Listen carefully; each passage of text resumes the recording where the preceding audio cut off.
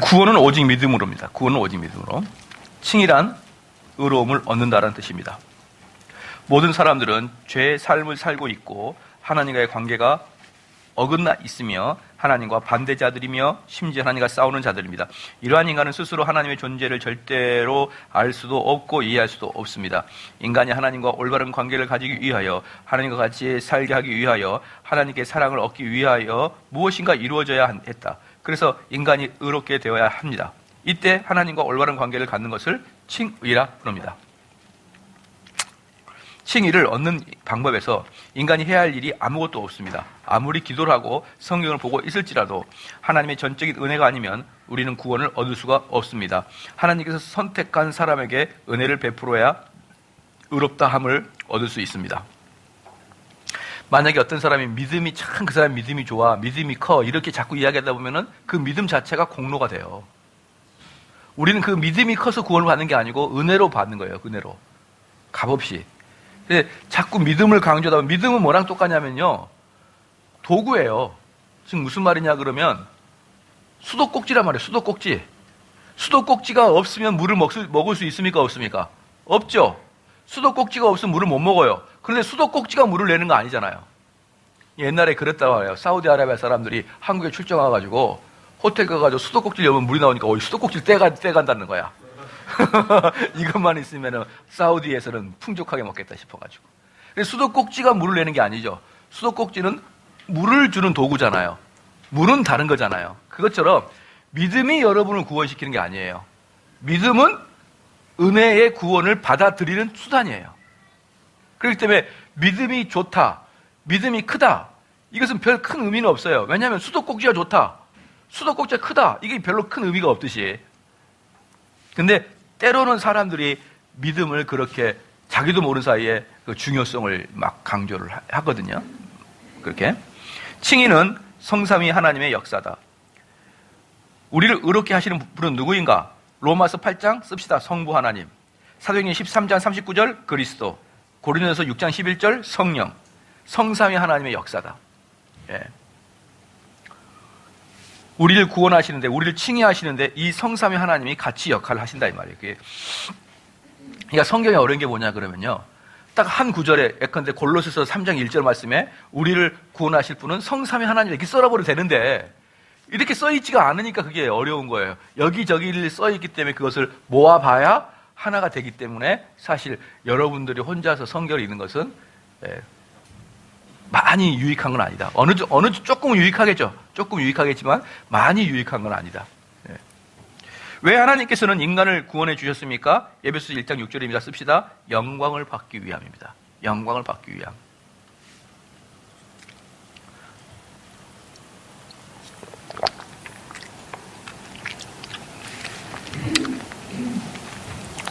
영광을 받기 위함이 뭐예요? 우리 칼빈주의의 한 기둥 중에 하나죠. 하나님께 영광, 하나님의 영광. 이게 개혁주의의 큰 기둥 중에 하나죠. 그래서 여러분들을 구원시킨 이유는 하나님이 영광 받기 위해서이기 때문에 여러분들이 구원받았다고 하면서 하나님께 영광을 돌리기는커녕 자기 자신의 유익을 위해서 신앙생활을 한다. 그것은 말도 안 되는 소리다. 이 말이 말도 안 되는 소리다. 하나님께서는 하나님의 속성을 드러내실 때 영광을 받으십니다. 그 이유는 하나님의 은혜를 깨닫기 때문입니다. 하나님께서는 사람을 용서해 주심으로 사람들이 하나님을 찬양하고 하나님께 영광을 돌려드리기 위한 목적입니다. 에베소 2장 7절 말씀에 씁시다. 하나님의 속성을 나타내기 위함입니다. 하나님의 속성을 나타내기 위함입니다.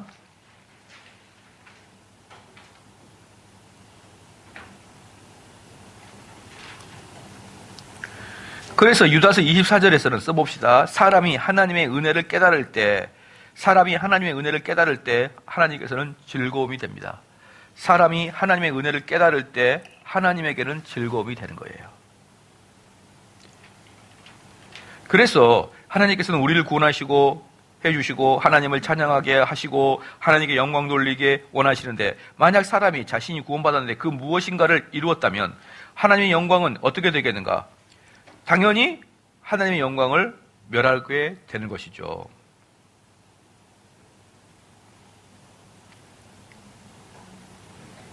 그러니까 인간들은 계속 저기 이야기합니다. 이게 이제 뭐라 그러냐면요.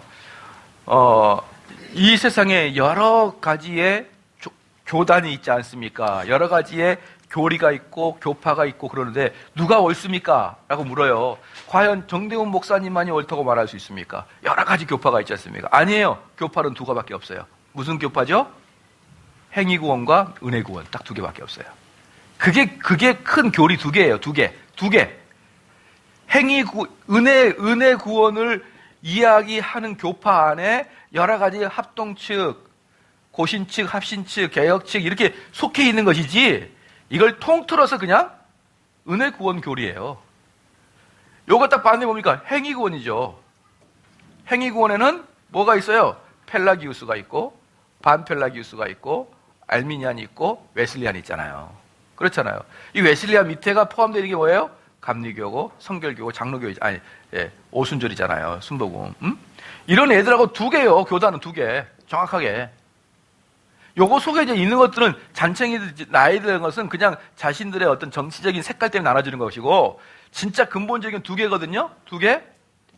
근데 얘네들은 뭐냐? 펠라기우스는 인간에게 원죄가 있다 없다? 원죄가 없다 이렇게 얘기해요. 하야다 인간은. 반펠라기우스는 어떻습니까? 그래도 반 정도는 타락했다. 알미야 어떻습니까? 그래도 뭐 한 4분의 1은 타락했다. 4분의 3은 타락했다. 웨슬리라는 어떻습니까? 그래도 뭐 한 8분의 무엇은 타락했다. 요만큼 남았다. 요 차이예요. 요 차이. 인간이 그래도 선한 구석이 조금은 있다라고 끝까지 남기는 거야. 끝까지. 그래서 요게 끝까지 남겨서 요만큼의 선한 것이 남아있다라고 말할지라도 이것은 뭐가 되는 거예요? 행위구원이 되는 거예요. 인간은 완전히 타락했다. 그래서 더 이상 우리는 소망이 없다. 이것은 전혀 행위구원이 아니라 완전히 은혜구원이고요. 조금이라도 살아있다는 건 안 된다. 그렇죠? 김선희 집사님, 완전히 죽었다 하고 거반 죽었다. 차이 있어요, 없어요? 차이 엄청난 거예요. 죽은 애하고 사는 애란 말이에요. 거반 죽어도 살아있는 거예요. 거반 죽어도 심장은 뛰고 거반 죽어도 숨은 쉬고 있는 거예요. 그렇기 때문에 거반 죽었다는 살아있는 것이다. 알겠죠? 거반 죽었다는 죽음에 가까워요? 삶에 가까워요? 살아있다, 살아있는 거예요. 그렇기 때문에 이 행위구원으로 가게 되면은 어떻게 되는 거예요? 시작. 행위구원으로 가게 되면은 그래서 십자가의 도를 무너뜨리게 되겠다. 어때? 집사님 어떻게 할 거예요? 순복음교회. 제 이강양은 순복음교회는 구원이 없습니까? 막 이렇게 혈기를 부려요.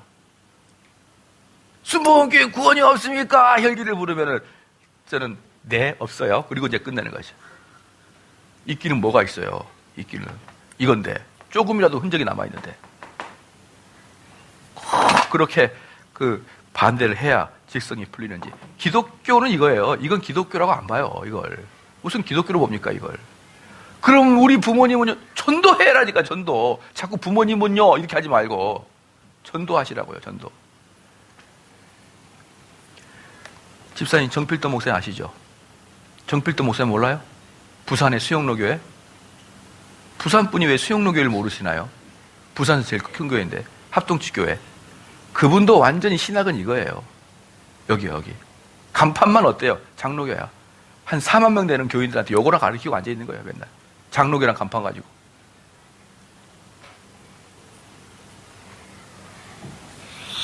자, 아시겠죠? 우리는 행위구원이 들어가게 되면 기독교로 안 본다. 그들이 하나님이라는 이름을 불러도 마찬가지고 삼위일체를 고백해도 마찬가지예요.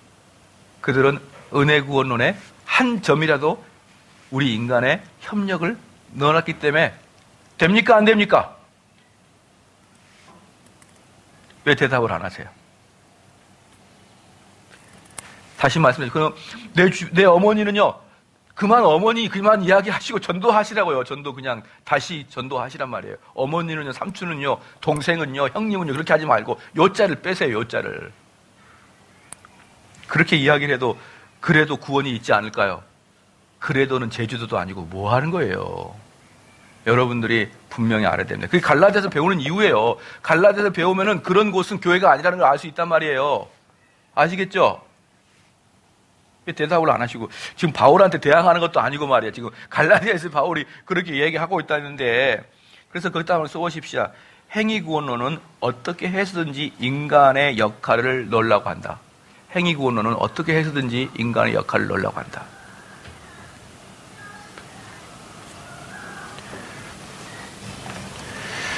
이 독은, 가장 심각한 독은 한 방울만 들어가도 독물이에요. 그렇죠. 그걸 먹으면 즉사한단 말이에요. 근데 이것은 고농축 독이야. 고농축 독. 그걸 먹으면 죽어, 안 죽어요? 죽죠. 근데 물에다가 독 한 방울 떠 먹으면 죽어요, 안 죽어요? 죽어요. 죽을 때 속도가 좀 빨리 죽냐, 늦게 죽냐 그 차이지만 결국은 죽어요. 그러니까 이 물에, 제가 이 물을 딱 주면서, 집사님, 목마르시죠? 99.9%는 물이고 0.01%는 독이에요. 이러면서 딱 주면 어때요? 여러분, 아이고, 꼴딱꼴딱 똑같은 물이네. 그리고 드실 거죠. 여러분 0.1%만 독이 들어가도요, 다 차면 거의 다 물이에요. 거의 다 물이라고. 그죠? 근데 그게 죽여요, 사람을. 99.9% 독이든지 0.1% 독이든지 죽는 거 마찬가지예요.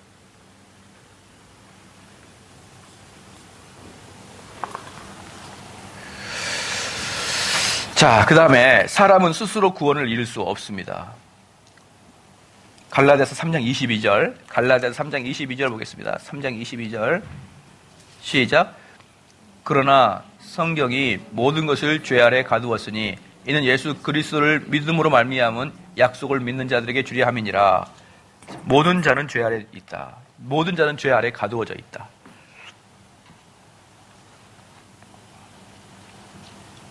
하나님은 모든 사람들이 스스로 문제를 해결할 수 없도록 하셨습니다.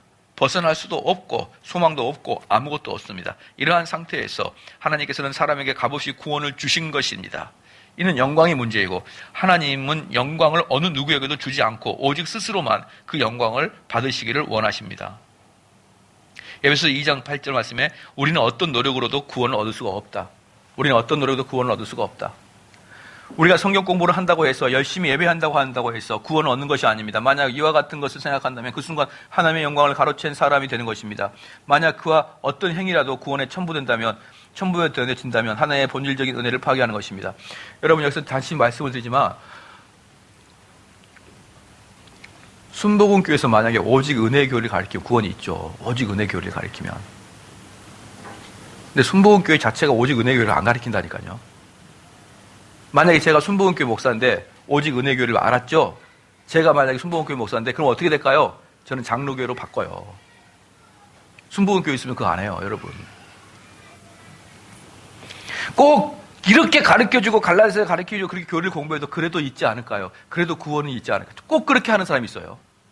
그럼 뭐하러 공부를 해요? 뭐하러? 왜 갈라디아서 공부합니까?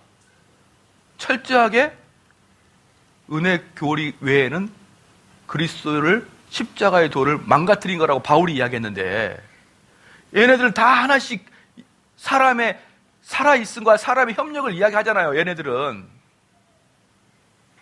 얘네들이 바울이 뭐라고 했어요? 구원의 도를 무효로 만든다고 하잖아요. 무효로 만든다고. 다 끝나고 나가면서 그래도 좀 있죠? 또 물어봐요.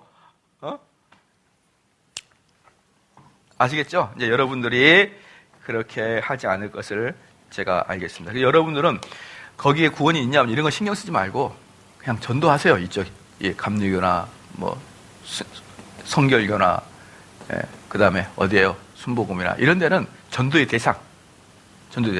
우리의 형제와 자매다 이렇게 여기지 말고 전도의 대상.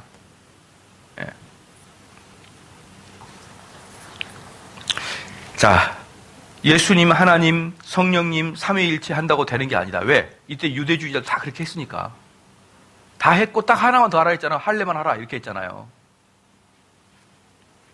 그들이 예수님 믿지 말라고 한 그런 내용도 아니라 이 말이에요. 3장 10절에 14절입니다. 10절 14절. 믿음이 무엇인지를 보여주었습니다. 6절 9절. 믿음은 아브라함을 의롭게 만들었습니다. 이제 바울은 행위로는 결코 구원을 얻을 수 없는 것을 증명할 것입니다. 믿음이 하는 일과 행위가 하는 일을 구분할 것이고 이를 매우 완강하게 나타낼 것입니다. 이 부정적인 증거 또한 구약을 적용합니다. 바울이 말하는 바는 새로운 것이 없고 항상 구약의 말씀을 증거로 하고 있는 것을 알아야 됩니다. 바울의 세 가지 주장이 있습니다. 첫째, 바울은 율법으로 받기로 하는 자들은 그렇게 해봐라 한번. 그렇게 구원을 받으려면 네가 한번 율법으로 구원을 지켜봐라. 단 율법을 지키려면 모든 율법을 지켜야 된다. 응? 이거 너무나 상식적이죠. 여러분이 전빵 가게 가가지고 빵 하나 엄청 먹었어요. 그래 파출소에 끌려갔습니다. 뭐라고 하느냐? 저런 지금까지 한 번도 도둑질하지 않다가 요번 한 번 도둑질했는데 그게 어떻게 죄가 됩니까? 그래봐라. 그럼 순경이 뭐라 그럴까요? 나 참 이거 어떤 놈인데 자꾸 괴롭혀? 이러면서 어떻게 될까요? 꿀벌 한 대 더 맞고 가는 거예요. 법을 지키는 것은 여러분들이 칭찬받을 게 하나도 없어요. 법을 지켰다고 해서. 딱 법은 언제 필요하냐? 여러분이 법을 지키지 않을 때가 법이 필요한 거예요. 법을 지킬 때는 여러분이 법하고는 아무 관계없이 살아가는 거예요. 그렇기 때문에 법을 지키고 살아갔다고 해서 선물이 오거나 공로가 오는 게 아니라고요. 법은. 그냥 법은 안 지킬 때부터 법이 있다는 게 느껴져요. 아시겠죠? 여러분 만약에 어느 때가 제일 행복하냐면 여러분 간이 어디 있어요? 간이 어디 있습니까? 이쪽 어디에 있을까요? 여기 있나요? 여기? 오른쪽 눈망 아래. 여기 오른쪽. 예수 여기 간 있는 거 알았어요? 간이 있다는 게 느껴지잖아요. 그게 고통이야. 행복한 사람은 내 장기가 어디 있는지 모르고 살아가는 거예요. 왜? 안 아프니까. 근데 심장이 아프거나 위가 아프거나 간이 아프면 그게 어디 있는지 알거든요. 여기가 간이구나. 이거 아파라. 그래서 간이 있다는 것이 느껴지는 삶은 고통스러운 삶이야. 내 속에 있는 장기는 어디 있는지 모르도록 아무런 느낌 없이 살아가는 게 뭐가 되는 거예요? 행복이에요. 너 장기 어디 있는지 구석구석 알게 해줄까? 한 번씩 고통당해봐. 여기 췌장은 여기 있구나. 이러면서 마찬가지로 여러분이 법을 아무것도 모르고 살아가는 게 결국은 행복인 거예요. 그 법의 전문가는 그 죄의 전과범들은 전문가가 되는 거예요. 이거 할 때, 그래 나중에 몇 번 경찰서 가면은, 진영 한 3년 사겠구나. 이러면서 판사보다 더 빨리 알아요. 그 죄의 분야에서는. 그렇기 때문에 법도 여러분이 없는 것처럼 살아가는 게 유익한 것이지, 법을 딱 느끼기 시작하는 사람은 벌써 뭐예요? 범법자 되어 있는 거예요. 그러니까 지금 바울이 뭐라고 하는 거예요? 다 지켜야지만 네가 되지. 하나라도 어기면 어떻게 되는 거예요? 느낌이 딱 오는 거예요. 내가 법을 어겼구나. 내가 법을 범한 자가 되고. 그때는 그 법이 딱 어디 있는지 보인단 말이에요. 그것은 이미 범법한 자죠. 그 자들은 어떻게 됩니까? 감옥에 가는 거죠. 100번이고 1000번이고 합법적인 삶을 살다가 계속 파란 불 때만 지나가다가 그날은 딱 한 번 그냥 일생에 딱 하면 빨간 불 때 빨리 지나갔어요. 파란 불은 원래 가야 되고 빨간 불 빨리 가고 노란 불은 놓치지 말고 가야 돼요. 이게 가서 계속 지나갔거든요. 그래가지고 빨간 불 지나갔더니 교통순경이 와라 했더니 내가 지금까지 12,555번을 파란 불 지나갔는데 어떻게 한 번 지나갔다 나를 걸려요? 그럼 경찰이 뭐라 그래요? 한 대 맞고 지나가자. 제정신이냐? 그렇죠. 그러니까 바울이 뭐라 그럽니까? 법을 지키려면 다 지켜라. 단 하나도 빼지 말고. 두 번째, 사람이 율법을 다 지키는 것은 불가능하지 않냐? 모든 율법을 지킨다는 것은 불가능하다. 셋째, 자, 모든 율법을 지키는 게 왜 불가능합니까? 이 당시 율법이 왜 불가능해요? 자기가 아무리 깨끗하게 해도 여기를 스쳐 지나갔는데 이 스쳐 지나간 자리에 누가 지나갔었죠? 혈류병 앓는 여자가 지나간 거야, 여기를. 그러면 자기도 모르게 죄를 짓잖아요. 자기도 모르게. 그럼 모르고 짓는 죄가 엄청 많은 거예요.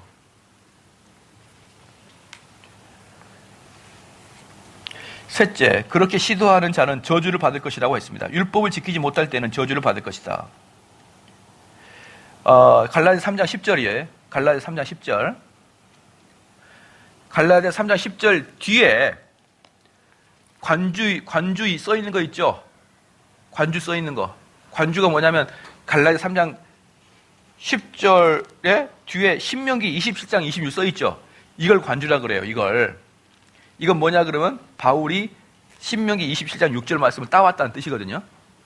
그러니까 지금 바울의 논쟁은 뭡니까? 구약을 가지고 논쟁하고 있어요. 구약을 가지고. 너희가 만약에 율법을 지킨다고 다 지켜라. 하나라도 못 지키면 너희들은 죽는다. 근데 사람은 율법을 지킬 수가 없다. 그렇죠? 그렇게 이야기합니다. 그리고 만약에 지키지 못한 사람들은 다 저주를 받을 것이다. 어디서 그랬느냐? 신명기에서 그랬다. 너희도 지킬 수 있냐? 이렇게 물어보는 거예요, 이제. 율법 안에서 사는 것은 축복을 가져다 주는 것이 아니라 오히려 저주를 가져다 주는 것 결과가 되는가. 누구든지 행위로 구원을 얻고자 한다면 모든 율법을 지켜야 된다. 자, 여러분, 여기서 바울이 이야기했거든요. 율법 안에서 사는 것은 축복이 아니라 오히려 저주인 거예요. 한번 물어볼게요. 잘 들어야 돼요. 율법 안에서 사는 것은 뭐다? 저주다. 그럼 저주받지 않으면 어떻게 돼요?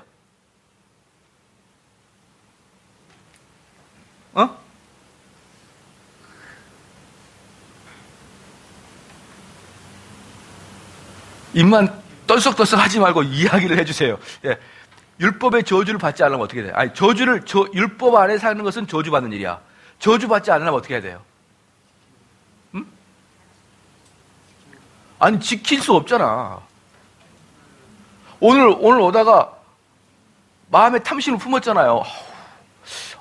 저 돈 없는데 갖고 싶은데 언젠가는 그런 생각 했을 거 아니에요. 탐심을 품었을 거 아니에요. 저도 정대호 목사 저렇게 잘생겼으면 좋겠다. 이런 마음 가졌을 거 아니에요. 그런 헛된 생각들, 도저히 될 수 없는 생각들, 그런 생각들을 했을 거 아니에요. 그거 다 죄잖아요. 근데 어떻게 율법을 다 지켜요? 그 저주 받지 않으면 어떻게 되냐고, 그러니까.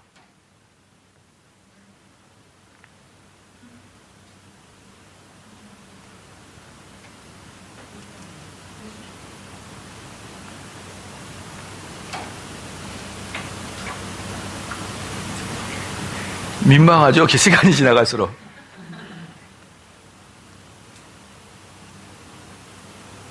저주받지 않으려면. 그래서 바로 제가 아까 얘기했던 게 뭐예요? 율법 하에 사는 사람은 저주를 받을 것이라 했잖아요. 자, 이걸 단순하게 한국 목사는 생각한다고요. 단순하게. 그럼 저주받지 않으려면 율법 신경 쓰지 마자. 딱 나와요. 이게 저주받지 않은 사람들. 참 단순하게 살아 좋아요. 저는 그런 사람, 그래서 아마 그분들 이렇게 뚱뚱해졌나? 이런 생각이 들어요. 율법 하에 사는 것은 저주받는 거 맞아요? 안 맞아요? 맞죠? 그게 율법의 역할이에요. 여러분 율법으로 저주를 받아야 돼요. 저주를. 율법의 역할은 여러분을 저주하게 하는 거예요. 근데 여러분들은 율법 아래서 저주를 받아야 그리스도가 간다니까요. 근데 이것을 어떻게 생각한다고요? 율법 아래서 저주를 받는다 그러네? 그럼 율법 필요 없어. 그럼 저주 필요 없어. 아주 단순하게 생각하는 거예요. 그래서 한국교회는 여러분이 이게 아무것도 아닌 것 같지만 한국교회 목사님들은 거의 다 이것에 다 깔려 있어요. 그래서 율법 얘기 조금만 하면은 막 율법이 뭐야? 믿음으로 구원받지, 은혜로 구원받지, 율법이 뭐야? 이렇게 얘기하는 거예요. 갈라디아서를 핵심적인 잘못 해석이 바로 여기에 있거든요. 지금 바울의 이야기를 잘못 이해해가지고. 자, 좀 더 봅시다. 율법을 지키지 못할 때는 저주를 받을 수밖에 없으나 율법 안에 사는 것은 축복을 가져다 주는 것이 아니라 오히려 저주를 가져다 주는 결과가 되는 것입니다. 누구든지 행위로 구원 얻고자 한다면 모든 율법을 지켜야 될 것입니다. 하나님에 대한 바른 지식이 없는 상태에서 하나님을 열심히 섬기는 자들이 있습니다. 이들은 어떤 자들입니까? 로마서 10장 2절 3절. 이거 참 너무나 재밌는 이야기예요. 여러분 제가 몇 번 이야기를 했는데 로마서 10장을 봐봐요. 율법을 잘 모르면서 하나님에 대한 바른 지식이 없으면서 열심히 행하는 자들이 있잖아요. 이런 자들을 로마서 10장 2절 3절 말씀이 뭐라고 했냐면 내가 증거하노니 저희가 하나님께 열심은 있으나 뭐가 없다? 지식을 좇는 것이 아니기 때문에 그들은 하나님의 의를 모르고 자기 의를 세우려고 힘써 하나님의 의를 복종치 않는 거예요. 하나님에 대한 지식이 없이 열심인 사람들은 열심일수록 하나님을 배신하는 거예요. 열심일수록. 그래서 교회에서 하나님을 잘 모르는 열심 있는 자들은 끝에 가서는 꼭 사고치고 맙니다. 사고치고 말아요.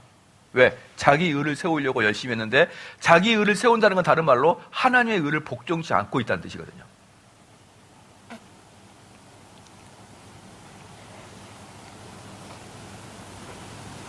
다시 갈라디아서 봅시다. 갈라디아서 3장 11절. 하나님 10장은 신명기 27장 26절을 근거로 두죠. 그 다음에 11절은 또 하나님 앞에서 아무나 율법으로 말미암아 의롭게 되지 못할 것이 분명하니 이는 의인이 믿음으로 살리라 하였습니다. 이건 하박국서 2장 4절에 써있죠. 거기다가 쓰십시오. 3장 11절은 하박국서 2장 4절을 근거로 하였다. 하박국서 2장 4절을 했다. 그 다음에 10절은 뭐였죠? 신명기 27장 26절을 근거로 하였다. 네. 바울이 그냥 한 게 아니다. 다 구약을 인용하여서 논쟁하였다. 그 다음에 12절에 율법은 믿음에서 난 것이 아니라 이를 행하는 자는 그 가운데서 살리라 하였느니라 라고 레위기 18장 5절에 말씀했는데 인용했죠. 믿음과 율법은 반대다 쓰십시다. 믿음과 율법은 반대다. 믿음과 율법은 반대다. 13절에 봐봅시다. 그리스도께서 우리를 위하여 저주를 받은 바 되사 율법의 저주에서 우리를 속량하셨으니 율법의 저주에서 우리를 속량하셨으니 자 주목 어디에서 속량했죠? 어디에서? 율법의 저주에서 속량했잖아요. 율법의 저주에서 우리 예수님은 우리를 어디서 속량하신다고요? 율법의 저주에서. 그러니까 여러분은 어디 있어야 된다고요? 율법의 저주 아래에 있어야 된다고. 율법의 저주 아래. 그래야 속량하죠 우리 주님이. 좀 이해가 되시죠 이제? 그러니까 여러분들은 성경 말씀으로 그 율법 때문에 여러분의 마음이 갈기갈기 찢어져 있는 상태가 돼야 된다. 그 말씀이 저주가 되어서 여러분들이 그 감옥에 갇혀 있어야 된다. 그래야만 우리 주님이 여러분을 만날 수가 있다는 거예요. 그래야만. 그렇죠? 그래서 13절 그리스도께서 우리를 위하여 저주를 받은 바 되사 율법의 저주에서 우리를 속량하셨으니 기록된 바 나무에 달린 자마다 저주 아래 있는 자라 하였습니다. 나무에 달린 자마다 저주 아래 있는 자라. 그렇죠? 율법 아래 있는 자들은 다 저주 아래 있는 자들이다 이 말이에요. 여러분이 좀 알 수 있을 것입니다. 그래서 13절에 뭐라고 쓰냐면 율법의 저주에서 우리를 속량하셨다. 속량은 뭐나? 속량. 리뎀드인데 이것은 뭐냐면 잘 알려면 구속이거든요. 구속은 다른 말로 속량하다예요. 속량하다. 이게 뭔 뜻입니까? 돈의 값을 지불했다. 지불했다는 거예요. 지불. 그렇죠? 막 그런 거 있잖아요. 여러분 만약에 큰 그 호화 유람선을 탔는데 300만 원을 내고 탔어요. 그리고 한 9박 10일로 유럽 여행을 갔다 온 거예요. 자, 그거 모든 것을 여러분이 이용할 수 있는 금액이 뭐가 있는 거예요? 300으로 이미 지불한 거예요. 그렇기 때문에 여러분은 그걸 표를 사면 어떻게 되는 거예요? 그 모든 걸 다 수영도 할 수 있고 밥도 먹을 수 있고 또 거기에서 헬스도 할 수 있어요.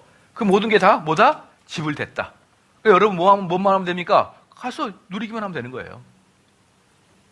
그러니까 우리 예수님께서 여러분을 위해서 그 피로 여러분의 죄를 다 속량하셨다. 피값으로 여러분을 다 줬다. 여러분들은 해방되었다 이 뜻이에요. 그렇죠?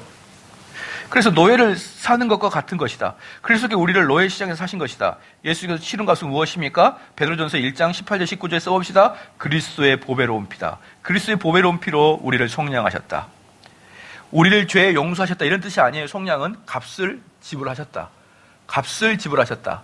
근데 여러분이 그걸 깨닫는 자는 그 지불한 것에 대한 유익을 얻을 수 있다. 근데 깨닫지 못한 자는 어때요? 여전히 값이 지불되지 않는 거라고 생각해서 움츠려 살 수밖에 없다.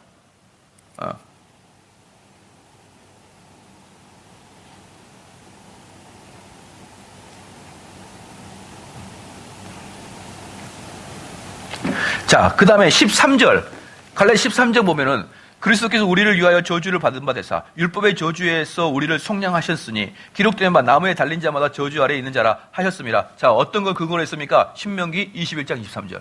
봐보십시오. 전부 다 논쟁 자체가 어때요? 다 어때요? 구약 거 다 이용하죠. 구약 거 인용하죠. 그러면서 나무에 달린 자마다 저주 당했다. 이건 뭐예요? 모든 죄를 나무에 달린 자한테 다 덤탱이 씌워놨다. 이렇게 표현하고 있잖아요. 그게 구약에서 말하는 제사가 아니냐 이렇게 이야기하는 거잖아요. 그죠? 자, 14절 우리에게서 저주가 떠나갔다. 하나님께서는 이렇게 하신 이유가 두 가지가 있는데 14절 한번 읽어봅시다. 시작. 이는 그리스도 예수 안에서 아브라함의 복이 이방인에게 미치게 하고 또 우리로 하여금 믿음으로 말미암아 성령의 약속을 받게 하려 함이니라. 우리에게서 저주가 떠나갔다. 하나님께서 이렇게 하신 이유가 두 가지가 있는데, 첫째, 아브라함에게 복을 주신 것, 이방인들이 예수 그리스도를 통하여 의로움을 얻게 하시고자, 둘째, 그들도 언약의 성령을 받게 하기 위함입니다. 믿음을 얻는 세 가지가 있습니다. 14절 끝부분을 보면 두 단어가 나오는데, 믿음으로 말미암아. 어떤 믿음이라고 묻는다면 세 가지가 있습니다. 첫 번째는 성령님께서 자신을 포기할 수 있도록 준비시킵니다. 성령님께서 자기를 포기할 수 있도록 준비시킵니다. 자신에게 어떤 소망도 갖지 마라. 오직 말씀으로 하나님을 배우고 자신의 일을 깨달아라. 이것이 의로운 믿음을 시작하는 것입니다. 우리가 할 수 있는 것은 앞에 홍해 바다요, 뒤에는 애굽의 군대가 쫓을 때의 상황과 같이 우리를 할 수 있는 것이 아무것도 없습니다. 오직 하나님만 의지할 수밖에 없는 것입니다. 둘째, 의존하는 것입니다. 자신의 모든 것을 포기하고 예수 그리스도만이 길이요 진리요 생명임을 하나님의 은혜로 알게 될 때 예수님께로 도피하려 한다. 오직 예수님께 용서의 자비를 구하여 능력으로 구해달라고 온전히 예수님께 의지한다. 그러니까 이들이 어때요? 자기가 그렇게 아주 쓸모없는 자를 깨달았을 때는 예수 그리스도에게 도피하려고 하는 마음이 강력하게 일어난다. 셋째, 은혜로 우리에게 믿음을 선물을 주실 때 우리는 받기만 하면 된다. 이것이 구원의 믿음이다. 우리가 가냘픈 구원의 줄을 잡고 있는 것이 아니라 강한 오른팔로 우리를 붙들고 계신다. 바울은 칭의의 믿음을 경험으로 그리고 성경 말씀으로 긍정적 증거로 논쟁하였으며, 또한 아브라함의 행위가 아닌 믿음으로 의롭다함을 얻는 것을 부정적 증거로 논쟁하였다. 오직 율법으로는 저주를 받을 수밖에 없다. 오직 율법으로는 저주를 받을 수밖에 없다. 그게 어디 있을까요? 신명기에서 30장 앞에 볼까요? 신명기 30장.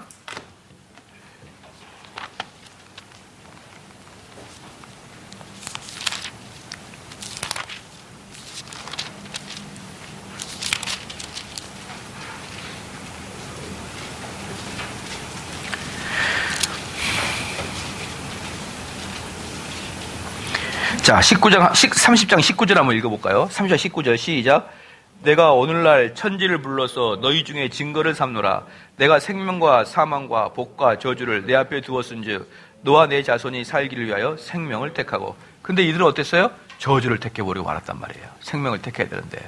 그들은 생명을 택해야 되는데 저주를 택하고 말았어요. 그래서 이스라엘 사람들은 다 어떤 상태가 있는 거예요? 저주에 빠져있다. 저주에 빠져있다.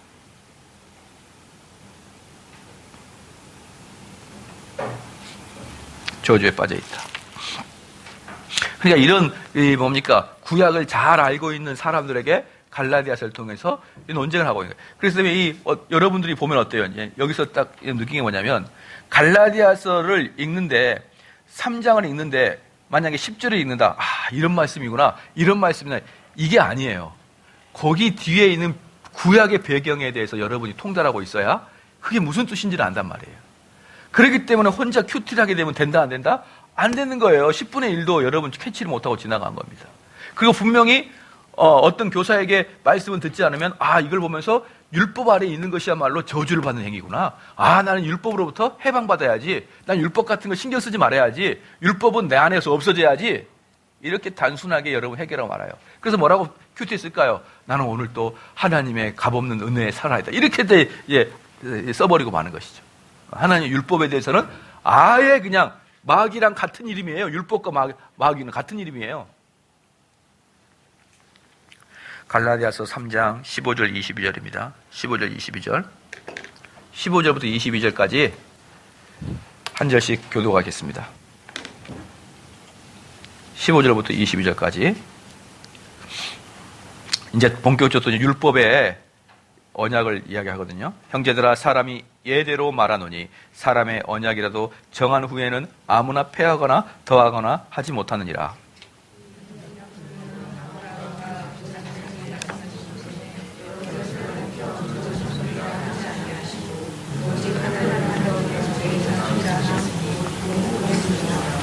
내가 이것을 말하노니 하나님의 미리 정하신 언약을 430년 후에 생긴 율법이 없게 하시지 못하며 그 약속을 헛되게 하지 못하리라.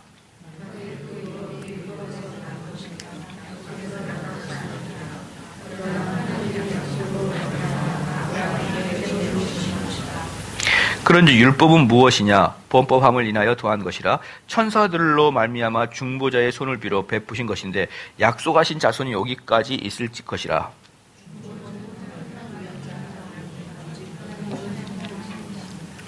그러면 율법이 하나님의 약속들을 거스르느냐? 결코 그럴 수 없느니라. 만일 능히 살게 하는 율법이 주어졌더라면 의가 반드시 율법으로 말미암느니라.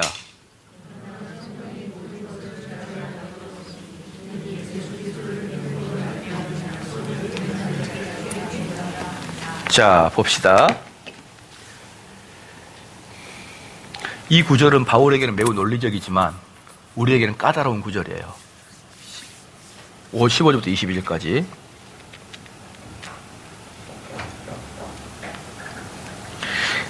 가상 질문입니다. 그러니까 그 논쟁을 하는 사람들은 이 논박에 반박하는 사람들이 이렇게 질문하겠지라고 먼저 생각하고 그 답을 이야기한 거예요. 아브라함이 믿음으로 의롭다함을 받는 것도 인정합니다. 이건 누가 이야기한다고요? 유대주의자들이 그렇게 이야기할 걸 반박한다 이 말이에요. 근데 유대주의자 이렇게 물어볼 거다. 지금 이렇게 아브라함이 믿음으로 의롭다함을 받는 것도 인정합니다. 하지만 아브라함 약 400여 년이 지난 후 율법이 생긴 다음에는 믿음으로 의롭다함을 받는 것이 취소되고 율법으로 대체되는 것 아닙니까? 그러니까 모세 이전까지는 믿음으로 됐는데 모세 이후부터는 그 구원의 도가 율법을 지키로 바뀐 게 아닙니까? 라고 이제 묻겠지. 바울이 이렇게 생각하는 거예요. 그래서 아브라함 이후에 율법이 생긴 다음으로는 믿음과 행위가 같이 있어야 의롭다함을 받는 거 아닌가요? 그렇지 않으면 왜 하나님이 율법을 주셨나요? 율법이 우리를 구원에 이르기 못한다 그러면 하나님이 우리에게 율법을 주신 이유가 뭐겠냐 이 말이에요. 무슨 말입니까? 모세 이전까지는 믿음으로 구원을 받을 것이고 모세부터는 율법을 주신 걸 보니까 믿음과 율법을 섞어서 하나님이 구원을 주시려고 율법을 줬지 않겠습니까? 그러지 않으면 율법을 뭐하러 줬어요? 이제 이렇게 이야기하겠지. 이제 이렇게 바울이 높아심에서 생각하는 거예요. 이에 대해 바울은 15절부터 신학적으로 가상의 상대에게 대답합니다. 율법의 중요성과 언약의 중요성입니다. 바울은 15절에서부터는 모세의 시대로 올라갑니다. 모세 시대. 처음에는 누구한테 올라갔죠? 아브라함까지 올라갔다가 이제는 모세로 올라갑니다. 자, 그러면서 아브라함과 모세를 비교합니다. 약간 지금 읽으면 약간 유치하기도 해요. 그런데 아브라함에게는 언약을 주셨고 모세에게는 뭘 주셨죠? 율법을 주었고 아브라함에게는 언약에 어떤 조건도 없고 율법은 조건이 있는 거예요. 여러분 그걸 알아야 됩니다. 너가 만약에 이걸 지키면이에요. 율법은 항상 조건이 붙는다. 언약은 조건이 붙지 않는다. 언약은 다른 말로 뭡니까? 약속이에요, 약속. 여러분이 이게 또 저는 우리 그 성도들이 이걸 또 잘 구별을 못해요. 참 재밌는 게 뭐냐 그러면 구속과 구원을 잘 개념을 못 잡을 때가 있어요. 구원은 뭐예요? 물에 빠진 사람을 119 대원이 건지는 걸 구원이라 그래요. 아시겠죠? 구원, 구속은 뭐예요? 돈을 지불. 정확히 달라요, 두 개. 이건 세이비어고 이건 리뎀션이에요. 달라요. 그러니까 이걸 나를 구속하여 주셔서 이것을 구원하여 주셔서 동급으로 쓰면 안 됩니다. 달라요. 달라. 또 하나 잘 헷갈리는 게 뭐냐면 언약과 율법을 헷갈려요. 율법은 뭐냐 그러면 if 너가 만약에 뭐뭐라면 네가 만약에 뭐뭐 한다면이에요. 조건이 붙어요. 언약은 뭐냐면 내가 저거 너 줄게요. 줄게. 약속할게. 약속, 하늘의 별과 땅의 모래알 만큼 너희 자손을 내가 풍성하게 해줄게. 이게 언약이란 말이에요, 언약. 근데 지금 바울이 이야기하고 있는 게 뭐냐면, 요게 언약이고, 그렇죠? 가로가 언약이고, 요 안에 세로가 율법이다. 이 말이에요. 율법이다. 즉, 언약이 더 큰 바운더리를 끼고 있다. 그래서 하나님이 이야기가 있어요. 모세보다 아브라함이 더 형님이지 않냐 이 말이에요. 이 사람하고 언약을 맺는 것이 이 사람과 하고도 더 크다 이렇게 얘기하는 거예요. 더 크다. 그래서 율법은 전체적으로 언약 앞에 이렇게 쌓였다. 그래서 사람의 애를 보자 이거예요. 사람의 애도 경건한 자가 내가 너한테 10만 원 줄게 이렇게 약속을 맺어놓으면 그걸 지키지. 시간이 지난 다음에 내가 10만 원 줄 테니까 너 우리 집에 청소해. 이렇게 하지 않는다는 거예요. 경건한 사람이면은. 하물며 우리 하나님께서 그렇게 바꾸겠냐 이 말이에요.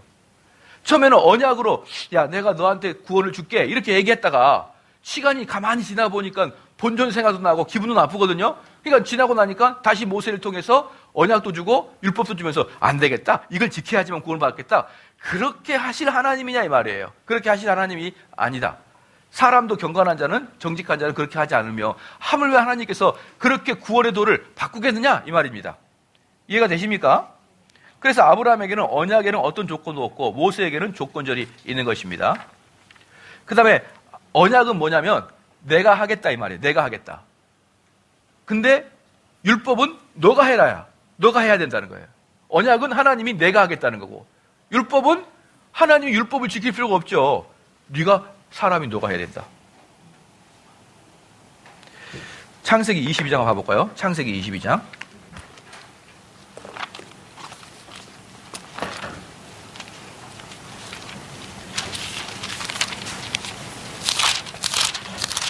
창세기 22장. 창세기 22장 17절. 17절. 잘 봐봐요. 내가 너에게 큰 복을 주고 내 씨로 크게 성하여 하늘의 별과 같고 바닷가의 모래 같게 하리니 네 씨가 그 대적의 문을 얻으리라. 예? 크게 주겠다는 거예요. 약속을 하잖아요. 약속을. 그렇죠. 또 내 씨로 말미암아 천하의 만민이 복을 얻으리니 이는 네가 나의 말을 준행하였음이라 하셨느니라. 이에 아브라함이 그 사안에게로 돌아와서 함께 떠나 브엘세바에 이르러 거기 거하였더라. 하나님께서 자 보이지 이 만물의 별 그 모래 이거 너 줄게. 그럴 때 아브라함 어떻게 하고 있었어요? 시작. 가만히 있었어요. 이렇게 가만히 이렇게 하나님께서 하시겠다는 거예요. 하나님께서 하시겠다. 그 너는 그냥 쳐다보면 된다. 이게 언약이라고. 이게 율법은 뭐라고요? 너가 열심히 해라. 그럼 내가 복을 주겠고 네가 이걸 거역하면 벌을 주겠다. 이게 율법이잖아요. 그런데 어떻게 하나님이 내가 하겠다 그랬다가 시간이 지난 다음에 안 되겠다. 이거 일단 취소하자. 이렇게 하겠느냐 이 말이에요. 그래서 율법보다는 언약이 더 큰 바운더리에 있다. 되셨죠? 그래서 율법은 너는 무엇을 하라. 그렇지 않으면 이라고 이렇게 표현하고 언약은 하나님을 위한 종교이고 율법은 사람을 위한 종교예요.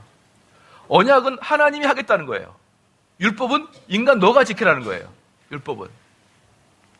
그 다음에 언약은 하나님의 계획을 이야기, 하나님의 은혜, 주도하심, 전능하심, 복과 약속도 나타내지만 율법은 사람이 해야 할 사명을 주고 인간의 행위, 책임, 태도, 순종을 나타내는 것입니다. 은혜를 대표함으로 오직 믿음으로만 이루어지는 것입니다. 행위를 대표합니다. 언약은 다른 말로 내가 줄게. 오케이. 받을게요. 이것은 뭐예요? 은혜죠. 은혜. 그렇죠? 그래서 언약은 은혜에 가고 율법은 뭘로 가는 거예요? 행위로 가는 거예요. 왜? 너 뭐 해라. 이렇게 나오니까. 그러니까 여기 보면은 유대인들의 말이 일견 일리가 있는 게 뭐냐? 유대인들의 말이 일견 일리가 있냐면 원래는 은혜로만 구원을 줬다가 시간이 지나고 보니까 사람들이 너무 타락해가지고 안 되겠다. 은혜 플러스 행위를 줘야겠다. 왜? 모세 때 준 거 보니까 이렇게 합리적으로 나가는 거예요. 유대인들도. 되셨죠? 기차가 한 칸, 두 칸 연결되듯이 이렇게 은혜, 행위 이렇게 나타나는 거거든요. 근데 바울은 어떻게 봤다고요? 이 은혜를 큰 바운더리로 보고 속에 율법을 놓았단 말이에요. 속에. 좀 도식이 이해가 되죠? 그러니까 그 유대인들도 뭐예요? 왕팡 틀린 걸 이야기하는 게 아니에요. 왕팡 틀린 게. 자기들도 성경을 다 보고 있으니까. 바울의 논쟁입니다. 이것을 알고 있는 유대인들이 그래서 언약이 율법으로 대체되었다고 주장하는 것입니다. 바울의 논쟁입니다. 언약이 율법으로 대체됐다기보다는 언약이 언약 플러스 율법으로 대체되었다. 이렇게 보는 게 나아요. 언약 플러스 율법으로 대체되었다.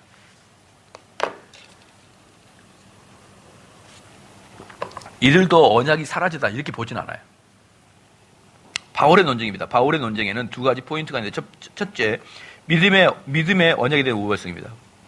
둘째, 율법의 요구에 대한 열등감입니다. 이 문제는 매우 중요한 구약의 신학적 문제인데 이 두 개를 비교하면 아직까지 칭의는 아브라함과의 언약에서 이루어지며 율법으로는 이것을 바꿀 수가 없고 율법은 언약보다 하등하며 율법이 언약을 대체할 수 없다. 네 가지 논쟁입니다. 15절, 18절까지인데 바울이 먼저 믿음의 언약이 율법보다 훨씬 우월하다는 것을 나타냅니다. 바울이 제시하는 것을 변경할 수 없는 확실성, 그리스도의 중심성, 연대순, 완전성입니다. 뭐죠? 변경할 수 없는 확실성. 왜? 하나님이 하셨으니까. 두 번째, 그리스도의 중심성, 은혜니까. 연대순, 언약이 율법보다 먼저 나온 것만 봐도 대표가 있잖아, 언약에. 그 다음에 완전성이에요. 율법은 완전히 지킬 수가 없거든요. 첫 번째 확증입니다. 믿음이 율법보다 더 우월한 것은 변경할 수 없는 확증 때문입니다. 15절 한번 읽을게요. 다시. 갈라디아 3장 15절. 갈라디아 3장 15절에 형제들아 사람의 예대로 말하노니 사람의 언약이라도 정한 후에는 아무나 폐하거나 더하거나 하지 못한다. 사람들아 보자. 내가 사람들의 예를 내가 들어볼게. 너희들 또 언약 체결한 다음에 함부로 바꾸냐 이 말이에요. 사람들이라도. 사람들도 함부로 바꾸지 않는다 이 말입니다. 언약의 중요성입니다. 언약은 참고입니다. 커버넌트거든요. 커버넌트는 헬라어로 번역된 구약에서는 항상 하나님의 언약이 나타날 때마다 이 단어를 사용하는데 이 단어는 계약이라는 단어와 비슷합니다. 언약에 두 가지가 있는데 디아테케라는 것은 일방적으로 한쪽에서 언약 맺는 것이고요. 근데 이 커버넌트는 디아케트예요. 일방적으로 한쪽에서 서로 언약을 맺는 게 아니라 일방적으로 한쪽에서 맺는 거예요. 선테케네는 두 사람이 합의하여서 이루어진 것을 말하고 있는 것입니다. 창세기 15장에서 하나님께서 어떻게 언약을 맺으셨는지 볼 수 있습니다.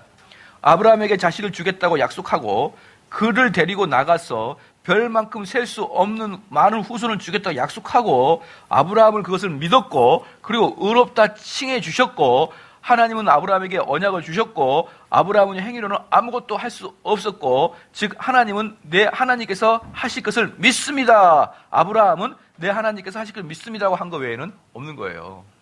다 모든 것을 하나님이 계획하시고 주도하시고 마무리 지신 거 하나님이고 인간은 그걸 보고 네 알겠습니다 그렇게 하는 것밖에 없거든요. 그러면은 이 언약에 이 지금 바울이 이야기한 건 뭐냐면 바울이 지금 여기서 갈라디아에서 이야기한 게 뭐냐면 그래서 우리가 창세기가 달리 보이는 거예요. 바울이 뭐라 그랬느냐. 하나님은 아브라함하고 언약을 맺지 않았다 이거예요. 아브라함하고 언약을 맺지 않았다. 하나님 스스로가 언약을 맺었다. 스스로가. 근데 하나님이 혼자서 스스로 언약을 맺을 수 없으니까 이걸 뭐라고 하냐면 하나님과 예수 그리스도의 언약이라고 표현하는 거예요. 그리고 아브라함은 뭐만 하면 됩니까? 아브라함은 네, 아멘, 믿습니다. 이렇게 말하는 거예요. 이 언약은 그럼 아브라함과 상관이 있다 없다? 없는 거예요. 아브라함이 어떻게 해서든지 이 언약은 성취가 되는 거예요. 예를 들어 보겠습니다. 그래가지고 아브라함을 통해서 만 민족의 씨가 범창해서 큰 민족을 이루게 하겠다 했잖아요. 그렇죠? 그럴 때 자연스럽게 아브라함과 누구를 통해서? 사라를 통해서예요. 아브라함과 그 아내 사라를 통해서 하나님의 언약을 이루게 하겠다는 거예요. 할렐루야. 그건 너하고는 상관없어. 하나님만의 언약이야. 그런데 이 아브라함이 어떻게 했냐 그러면 애굽 땅에 가가지고 애굽 땅하고 그랄 땅에 가가지고 어때요? 아내를 팔아버렸어요. 돈 받고. 그러면 이 사라의 몸에서 그 아브라함의 씨가 나와서 만천하의 아브라함의 자손들이 번지는 것은 누구의 언약인데? 하나님의 언약인데 누가 지금 파괴하려고 그래요? 아브라함이 파괴하려고 그러잖아요. 그러면 아브라함이 지금 걱정인가요? 하나님이 걱정인가요? 하나님이 걱정이니까 그날 밤에 바로 왕에게 순식간에 나타나가지고 손도 못 대게 해가지고 하나님이 오오오 해서 침범한 거예요. 오 저거 봐라 저거 내 언약을 아브라함이 깨네. 그렇게 들어온 거예요. 아시겠죠? 뭐 아브라함이 불쌍해서 사라를 그거 아니에요. 그런 식으로 여러분 하면 동화책인 거예요. 하나님과 예수 그리스도의 언약을 아브라함이 자기도 모르게 깨버리려고 했어요. 그래서 하나님이 즉시 개입한 거예요. 야, 이 구도가 어떻게 해서 보인다? 갈라디아를 풀 때 이 구도가 보이는 거예요. 아시겠어요? 갈라디아를 못 풀면 이 구도 안 나와요. 그래서 교리가 중요하다고요. 그래서 하나님은 우리의 연약함을 아시고 우리가 죄를 져도 하나님이 우리를 보아, 이런 식으로 나가거든요. 아브라함 그 얘기를 보면서 우리가 비록 죄를 졌지만 하나님께서 우리를 보호하시고 그 죄에서 우리를 건지시고 오히려 재물까지 우리를 주시고, 이렇게 막 소설을 써내가는 거예요. 소설을. 머리는 좋아, 소설 쓰는 거 보면 참. 근데 중요한 게 뭐예요? 교리적 관점에서 해석을 해야 된다. 교리적 관점에서. 한번 여러분이 아내 한번 팔아봐요. 그런 일이 발생하나. 이건 구원론적 관점에서 하나님의 개입인 거죠. 물론 때론 팔고 싶기도 해요. 아이고, 나 이거 같이 살고 싶지도 않고 막 이럴 때 있지요. 많이. 근데 그것은 우리하고 상관없는 거예요. 그건 구원론이에요. 그걸 일상생활로 촉구하면 됩니까? 안 됩니까? 안 되는 거예요. 하나님, 아브라함도 팔았잖아요. 이러면서 자기의 그 팔아버리는 것을 애써 정당화하면 안 된다. 여러분은 아브라함이 아니다. 어떤 분은 그랬어요. 하나님, 이삭이 결혼하듯이 아브라함의 종이 그랬잖아요. 이삭을 이렇게 결혼시키려고 낙타를 끌고 가다가 이 낙타에게 나에게 물을 주고 이 낙타까지 물을 먹이는 사람을 이삭의 아내로 삼겠습니다. 그렇게 아브라함의 종이 하나님께 약속하러 가거든요. 근데 마지막에 리브가라는 여자가 딱 그렇게 했어요.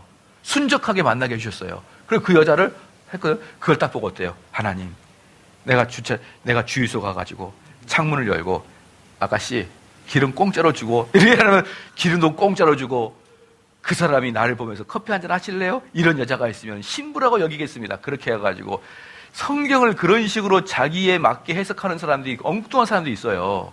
그런데 성경은 많은 경우에 우리 개인이 따라갈 것이 아니라 구속사로 봐야 되는 경우가 많아요. 개인이 따라하는 게 아니라.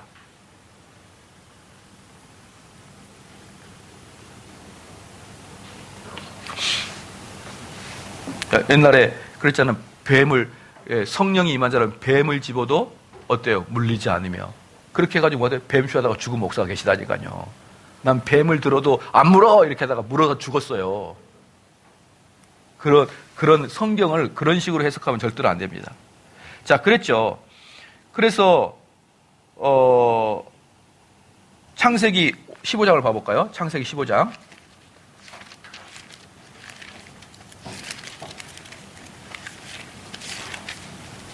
창세기 15장에 7절 8절, 또 그에게 이르시되 나는 이 땅을 내게 주어 업을 삼게 하려고 너를 갈대아 우르에서 이끌어낸 여호와로다. 그가 가로되 주 여호와여, 내가 이 땅으로 업을 삼을 줄을 무엇으로 알리이까? 이렇게 이제 이야기하니까 9절에 뭐라고 합니까? 여호와께서 그에게 이르시되 나를 위하여 3년 된 암소와 3년 된 암염소와 3년 된 수양과 산비둘기와 집비둘기 새끼를 취할지니라. 아브라함이 그 모든 것을 취하여 그 중간을 쪼개고 그 쪼갠 것을 마주 대하여 놓고 그 새는 쪼개지 아니하였으며 솔개가 그 사체 위에 내릴 때에는 아브라함이 쫓았더라. 그러니까 아브라함이 했던 게 뭡니까? 재물 놔두고 솔개가 오면 쫓는 거 외에는 아무것도 없어요. 언약을 위해서는 아무것도 하는 게 없다고요. 그 다음에 10절에 아브라함이 그 모든 것을 취하여 그 중간을 쪼개고 그 쪼갠 것을 마주 대하여 놓고 그 새는 쪼개지 아니하였으며 그 솔개가 그 사체에 널릴 때에는 아브라함이 쫓았더라. 해질 때에 아브라함이 깊은 잠든 중에 캄캄함이 임함으로 심히 두려워진대. 아브라함이 뭐 했어요? 잠잤어요.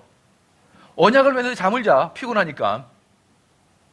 13절에 여호와께서 아브라함에게 이르시되 너는 정령히 알라, 네 자손이 이방에서 객이 되어 그들을 섬기겠고 그들은 400년 동안 내 자손을 괴롭게 하리니 그 섬기는 나라를 내가 징치할지며 그 후에 내 자손이 큰 재물을 이끌고 나오리라.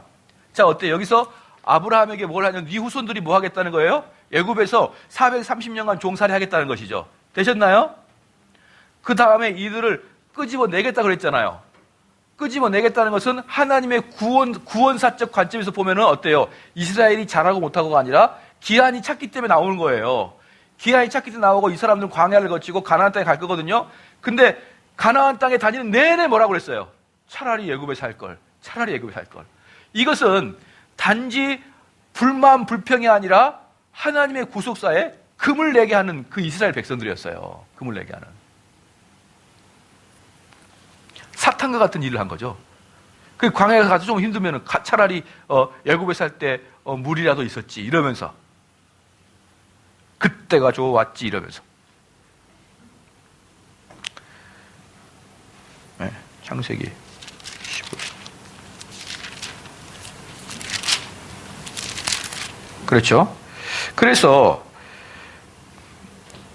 15절에 너는 장수하다가 평안히 조상에게로 돌아가 장사될 것이요 내 자손은 4대 만에 이 땅으로 돌아오리니 이는 아모리 족속의 죄악이 아직 관영치 아니함이라 하시더니, 여기 지나가고요.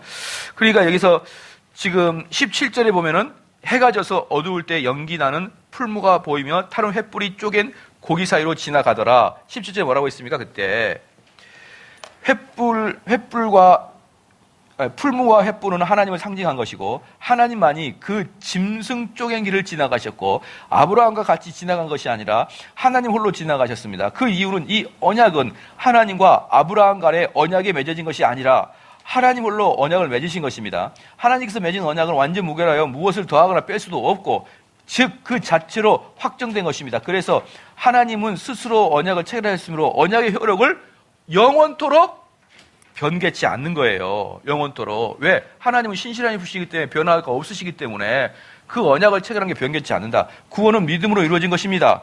율법주의자는 항상 하나님께서 벌써 이루신 언약에 인간의 행위를 첨부하려고 합니다.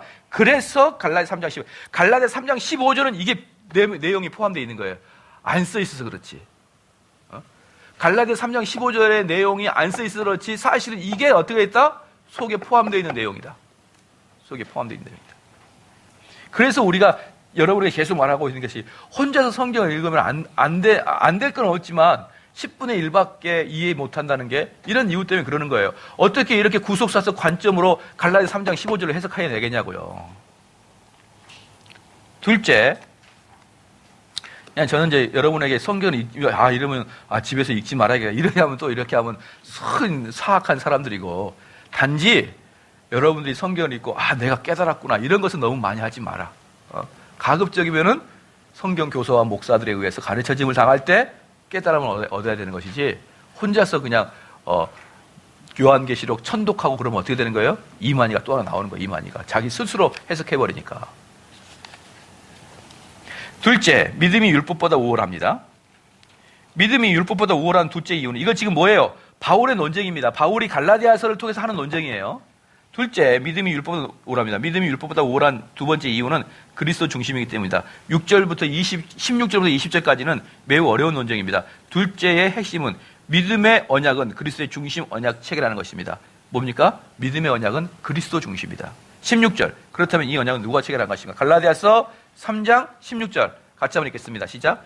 이 약속들은 아브라함과 그 자손에게 말씀하신 것인데 여럿을 가리켜 그 자손들이라 하지 아니하고 오직 하나를 가리켜 내 자손이라 하셨으니 곧 그리스도시라. 여럿 거기다가 형광펜을 그어요. 여기다 형광펜을 그으시. 이걸 보면은 아브라함의 놀라운 천재성을 넘어서 아브라함의 신성까지 느껴지는 대목이에요. 이게 여럿이 아니라. 씨에 대한 논쟁입니다. 바울이 씨에 대한 분석은 하나님께서 아브라함에게 언약을 하실 때 복수급들의 씨들이라고 않고 분명히 단수다라고 표현해요. 단수다. 여기서 씨라는 것은 많은 후손을 이야기하는 것이 아니라 그리스도를 이야기한다는 것이죠. 창세기를 쓰던 하나님은 당연히 갈라디아서 쓰셨기 때문에 바울의 말과 같이 갈라디아서에서 씨를 단수라고 하면 창세기도 당연히 단수라고 하는 거예요. 그러니까 뭐라고 하냐? 여기 봅시다. 여기. 아브라함의 씨들이 아니라 씨다. 즉, 이 아브라함의 후손은 한 명이다. 한 명. 지금 유대인들 뭐라 그래요? 아브라함의 후손이다. 그러고 여기 있는 다를 아브라함의 후손이라 그러잖아요. 아니야. 성경 자세히 봐봐. 단수야. 한 명이야. 한 명. 그건 예수 그리스도야. 아브라함의 후손은. 그걸 지금 갈라디아서 얘기하고 있어요. 갈라디아서. 봐봅시다.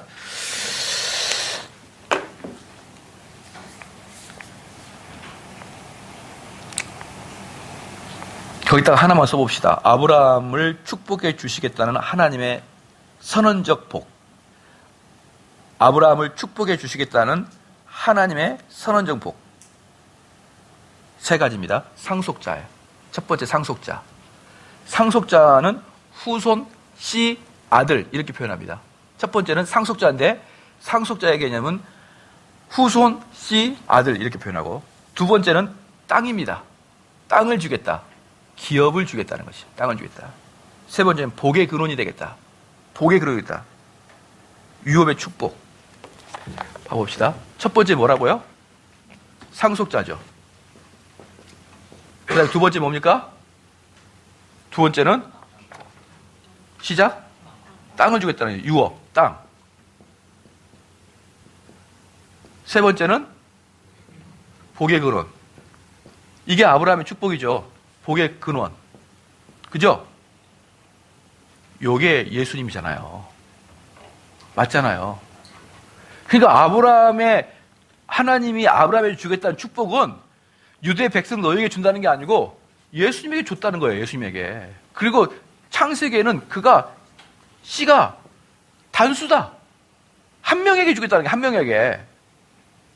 너희들이 아브라함의 자손이 아니다 이 말이에요. 너희들이 아브라함의 자손이 아니고 예수 그리스도가 아브라함의 자손이다. 그리고 그 아브라함에게 주겠다는 복은 너희들한테 주겠다는 게 아니라 예수님 안에 있다는 거예요. 그게. 그렇죠? 그래서 모든 하나님의 언약과 상속은 바로 그리스도시다. 즉 아브라함에 주신 모든 언약은 그리스도를 나타내는 언약이며 모든 상속 또한 그리스도를 말하고 있습니다. 만일 우리가 하나님의 언약을 받고 싶고 상속자가 되기를 원한다면 그런 그리스도 안에 있어야만 되고, 바울이 말하는 의미는 바로 이것이다. 만약에 그리스도께서 그 누구에게든지 이런 언약을 나타내시면 그런 복을 받는다. 무슨 말입니까? 이런 복이 누구한테 있다고요? 그리스도한테 있다는 거잖아요. 그러면 누가 아브라함의 후손이 되는 거예요? 그리스도 안에 있는 사람들이 어때요? 내 머리를 대표로 그리스도라니까 이 사람들이 아브라함의 후손이라는 거예요. 이 사람들이. 유대인 너희가 아니라, 유대인 너희가 아니다. 이 사람이 아브라함의 후손이다. 이 사람이 아브라함의 후손이다.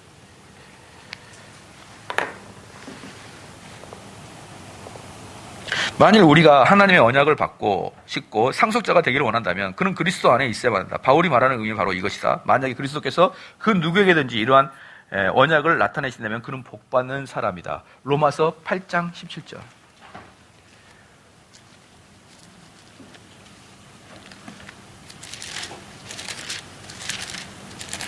로마서 8장 17절. 한번 써볼게요. 읽어볼게요. 시작. 자녀이면 또한 후사, 곧 하나님의 후사요. 그리스도와 함께한 후사니 우리가 그와 함께 영광을 받기 위하여 고난도 함께 받아야 될 것이다. 어때요? 그리스도인들과 그리스도를 하나로 보잖아요. 그렇죠? 그리고 그를 그리스도에게로 접목시키고 있다는 걸 볼 수 있습니다. 그래서 아버지가 아들에게 모든 권한을 주셨다. 즉 그리스도가 이 세상의 모든 것을 상속받으실 분이다. 그래서 하나님께서 너의 후사가 복의 근원이 될 것이라고 기록하고 있습니다.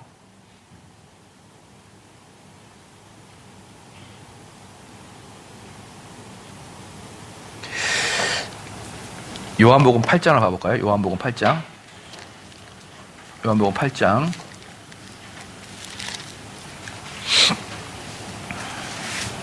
요한복음 8장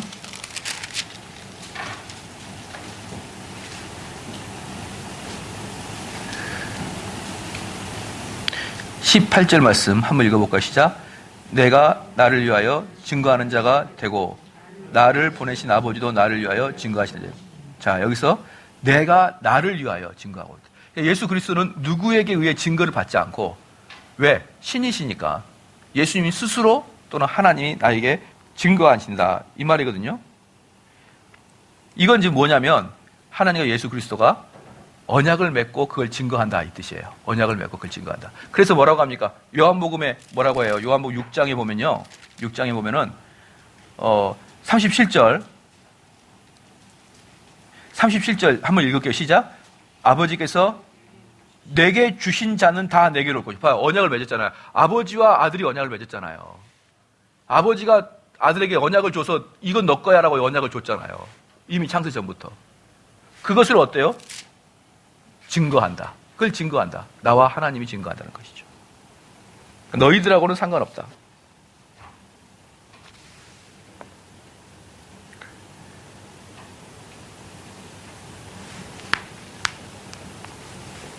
창세기 17장 봐볼까요? 창세기 17장.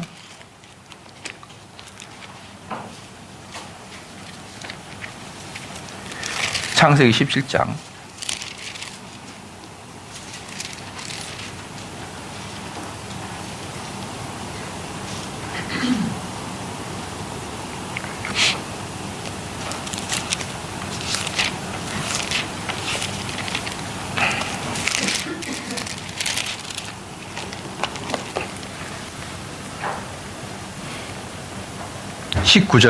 창세기 17장 19절 말씀 한번 읽어봅시다. 시작.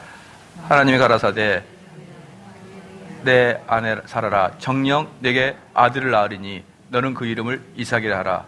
내가 그와 언약을 세우니 그의 후손에게 영원한 언약. 자, 이삭과 어때요? 예수님 이삭과 하나님이 언약을 맺죠. 이삭과 하나님이 언약을 맺죠. 그래서 히브리서도 마찬가지고 신약에서는 이삭을 뭘로 예표한다고요? 예수 그리스도 예표한다고요. 이삭은 예수 그리스도예요. 예표가. 근데 잘 봐봐요. 후손들입니까? 후손입니까? 후손이잖아. 단수잖아요. 단수. 이걸 바울만 발견해요. 그러니까 제가 보기에는 바울은 천재성을 넘어 신성이라니까요. 신성. 거의 성령이 영감을 줘야만 보이는 거예요. 이 후손이 단수라는 거 가지고 갈라디아서로 공격하거든요. 유대인들을. 하나님이 나에게 주신 마음 이런 거 필요 없어요. 이 창세기 17장의 구석에 있는 그 단수를 딱 꺼내가지고 이거 봐라 하나잖아. 딱 그렇게. 네. 우리가 생각하는 방식과는 뭐 전혀 틀려요. 창세기 22장을 봐볼까요? 창세기 22장.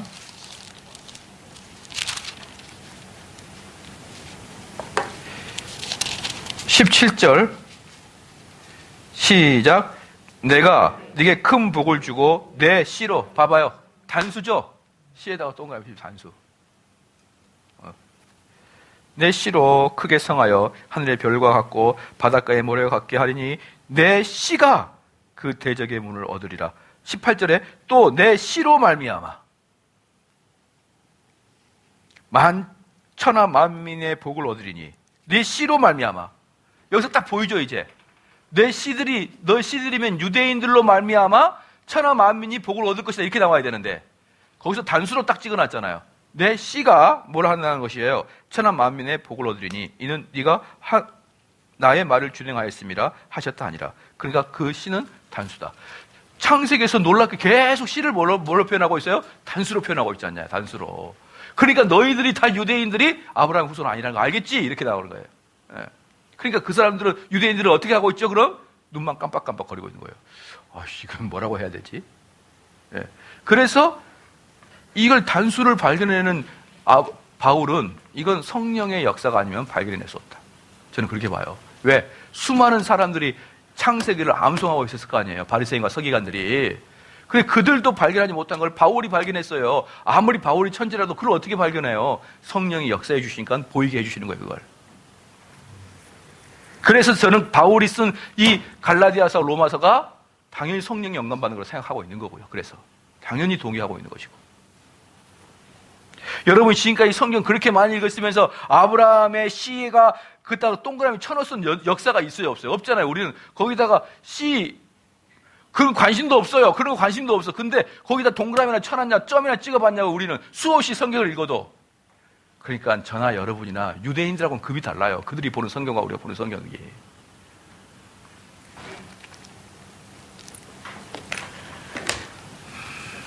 그렇죠. 그래서 그러므로 구약에서 하나님을 믿던 사람들도 그리스도를 믿었던 것입니다. 여기서 밑줄 그어봐요.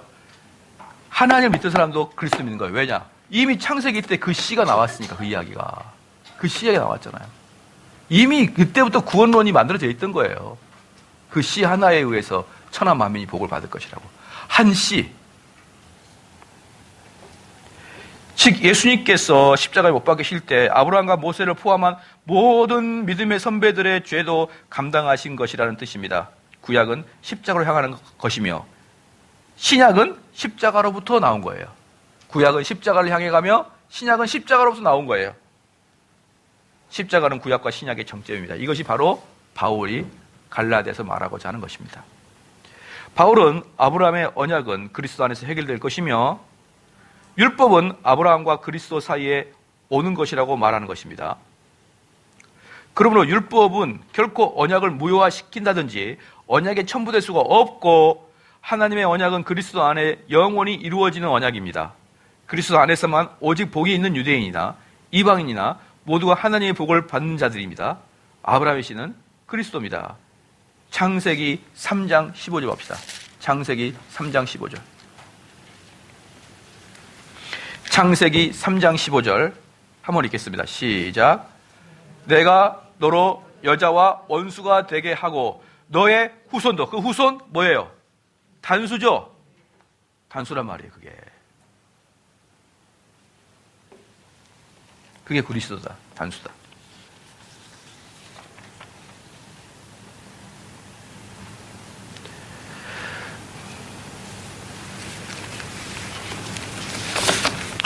언약의 믿음은 당연히 율법보다 우월하다. 그 이유는 확증된 것이며 그리스도 중심이기 때문에 또한 연대다.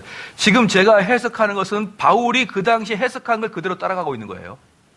바울이 그 당시에 해석하고 있는 것을 이렇게 해석하고 있다는 것을 따라가고 있는 거란 말이에요. 그러니까 지금 바울의 논쟁을 대리해서 듣고 있다라고 보면 되는 거예요.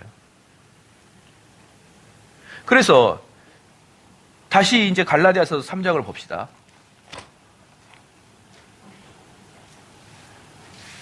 언약의 믿음은 당연히 율법보다 우월하고 그 이유는 확증된 것이며 그리스도의 중심이기 때문에 또한 연대 때문이다. 17절에 내가 이것을 말하노니 하나님의 미리 정하신 언약을 430년 후에 생긴 율법이 없이 하지 못하여 그 약속을 헛되게 하지 못한다. 뭡니까? 율법보다 430년이나 빨리 나온 연대 순을 보더라도 대표성이 되어 있다. 언약이. 두 번째 논쟁이에요. 이제 연대 순으로 보자. 연대 순으로 보자. 645년도 430 이거 한번 읽어보시면 될 거고요. 이건 뭐 이제 참고 그냥 재미삼아 하나 쓴 거니까. 넷째 완벽함입니다. 18절 말씀이에요. 만일 그 유업이 율법에서 난 것이면 약속에서 난 것이 아니라 그러나 하나님의 약속으로 말미암아 아브라함에게서 은혜를 주신 것이라. 완벽함입니다. 만약에 언약을 통해서 상속을 받는 자라면 율법으로 얻어진 것이 아니며 구원도 언약으로 하나님께 얻은 것이며 율법과 언약으로 섞여서는 절대로 얻지 못하는 뜻입니다. 율법과 언약은 서로 반대되는 경향이 있기 때문입니다. 율법과 언약은 반대됩니다. 만약 율법으로 구원을 얻을 수 있다면 율법이 오기 전에 사람들은 어떻게 되겠는가 이 말이에요. 이것을 증명하기 위하여 유대주의자들은 현재까지도 율법 전 사람들도 율법을 지키고 있었다는 것을 억지로 증명하려고 합니다. 만약 율법으로 구원을 얻을 수 있다면 언약은 필요 없는 것이고 또한 이 둘은 합쳐질 수가 없는 거예요. 언약과 율법은 어때요? 정반대예요. 자, 주목 봅시다. 언약은 누가 하는 것이죠? 하나님이 하겠다는 것이고 율법은 뭐가 하겠다는 거예요? 너가 하라는 거예요. 그렇잖아요. 그래서 이 언약은 은혜고 율법은 행위고 이 행위는 하나님에게 비치게 하는 거예요. 그렇기 때문에 이 언약과 율법은 정반대의 역할입니다. 아시겠죠? 되셨나요? 근데 둘이 섞일 수 있습니까? 없습니까? 없죠. 둘이 섞일 수가 없어요. 둘이 섞일 수가 없고 정반대를 하나님이 율법을 주신 이유가 뭐예요? 시작. 율법에는 율법의 기능이 따로 있기 때문에. 근데 두 개는 정반대예요. 그래서 섞일 수가 없는 거예요. 그래서 유대인들이 이야기하고 있는 게 뭡니까? 처음에는 언약으로 구원했지만 모세 이후에는 언약과 율법을 지킴으로 구원을 얻는 거 아니냐라고 말할 때 바울이 뭐라고 했어요? 언약의 의미는 이거고 율법의 의미는 이건데 이게 둘이가 어떻게 섞일 수가 있냐 이 말이에요. 두 개가 어떻게 섞일 수가 있냐.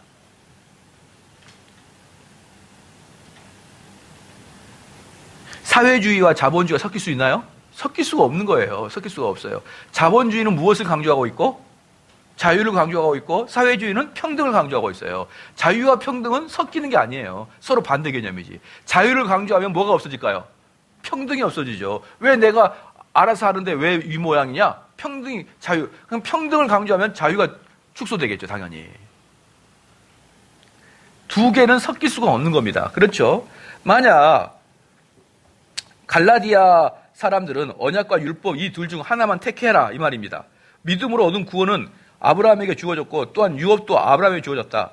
이것은 영원한 것이다. 바울은 갈라디아 교인들에게 율법이 아닌 하나님께서 이미 이루어 주신 언약을 택하라고 그들에게 권면하고 있는 것입니다. 19절 같이 한번 읽겠습니다. 시작. 그런즉 율법은 무엇이냐? 범법을 인하여 더한 것이라. 천사들로 말미암아 중보의 손을 빌어 베푸신 것인데 약속하신 자손이 오시기까지 있을 것이다. 이게 두 번째 질문인데, 그러면 율법이 언약을 바꾸지 못한다면 율법이 사람을 의롭게 못할 것이며 믿음의 언약이 하나도 보탬되지 못한다면 율법이 무엇이냐? 율법이 뭔 존재냐? 하나님께서 율법을 그냥 주시지는 않았을 텐데 도대체 율법이 뭐냐? 이 말입니다. 는 것이 19절에서 22절까지의 바울의 반론입니다. 율법이 뭔지를 설명해 준 거예요. 자, 다시 정리해 볼게요. 지금 바울의 논쟁이 있습니다. 첫 번째는 믿음의 언약의 우월성을 얘기했고, 두 번째 율법의 열등성을 이야기할 거예요. 다시 첫 번째 믿음의 우월성을 이야기할 거고, 율법의 열등성을 두 번째 이야기할 겁니다. 그래서 율법에 세 가지 목적이 있어요. 첫째, 그 목적이 열등하다. 율법이 주어진 목적이 열등하다. 둘째, 중재인들이 열등하다. 셋째, 완성이 열등하다. 율법이 무엇이라는 뜻을 정확하게 보면 만약 율법이 여러분을 구원해 주지 못한다면 율법이 무슨 소용이 있는가? 19절에 율법이 주어진 이유가 뭡니까? 시작. 범법한 자를 위하여. 율법이 주신 목적은 율법이 주신 목적은 구원함이 위하여 아니에요. 언약은 뭡니까?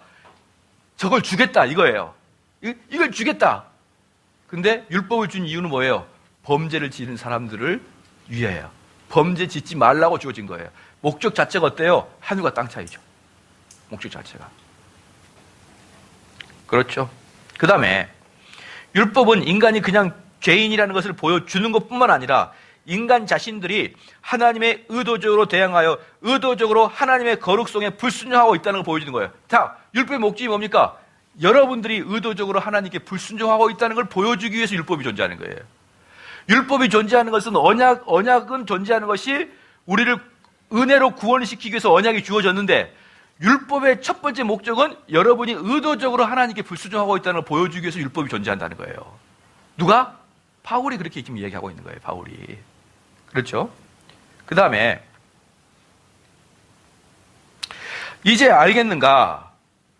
하나님은 인간은 죄인임을 스스로 알고 있고 이것은 양심의 소리로 언제나 들려오는 것입니다. 그런데 율법은 더 나아가 인간은 의도적으로 하나님의 법을 위반하고 있다는 것을 알려주는 것. 여러분의 양심은 여러분이 죄인인 걸 알려줘요. 여러분의 양심은 여러분이 죄인인 걸 알려주거든요. 근데 율법은 한 단계 더 나아가서 의도적으로 하나님을 배신하고 있다는 걸 알려주기 위해서 율법이 존재한다 이 말이에요. 의도적으로. 그렇죠. 내 자신은 그냥 나쁜 사람이 아니라 심판대 앞에서 인간들은 유죄 선고를 받아 다 죽을 수밖에 없는 모습들로 봐야 됩니다. 그래서 하나님께서는 인간의 범죄를 나타내어 하나님에게 심판을 피할 수 없음을 알리고 인간들의 마음을 깨달아 자신을 죄를 보게 하는 목적으로 율법은 주어져 있다. 그래서 첫째, 그 목적이 열등하다는 거예요. 목적이 열등하다.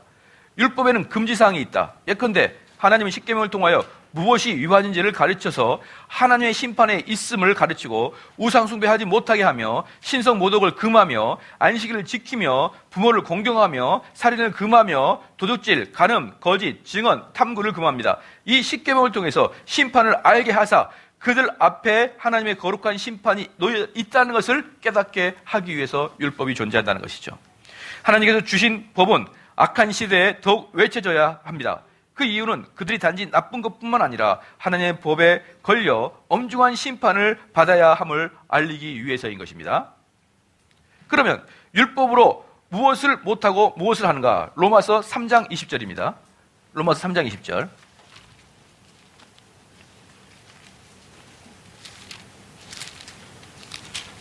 로마서 3장 20절.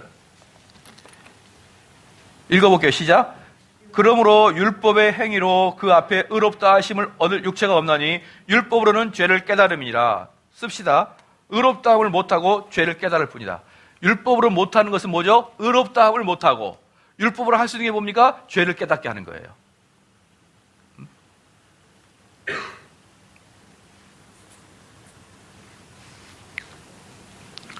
로마서 5장 20절, 로마서 5장 20절, 시작. 율법이 가입한 것은, 율법이 가입한다는 뜻이 뭡니까? 율법이 중간에 덧붙여진 것은 이 뜻이에요. 그러니까 갈라디아에서 이룬 것과 똑같죠? 중간에 덧붙여졌어요. 다시 읽겠습니다. 시작.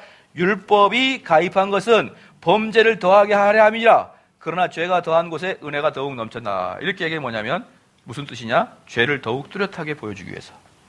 죄를 더욱 뚜렷하게 보여요.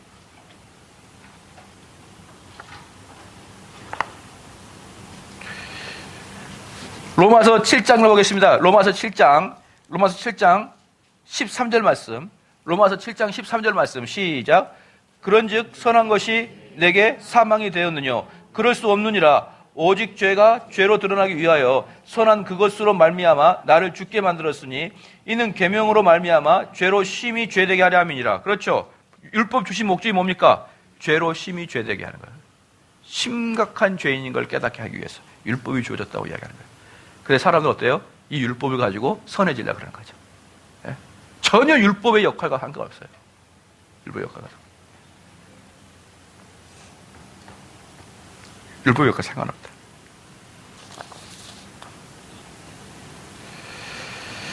자, 시간이 뭐 됐으니까 조금만 더 하고 마치겠습니다. 만약 율법이 주어지지 않는다면 사람들은 죄의 지식으로만 끝날 것입니다.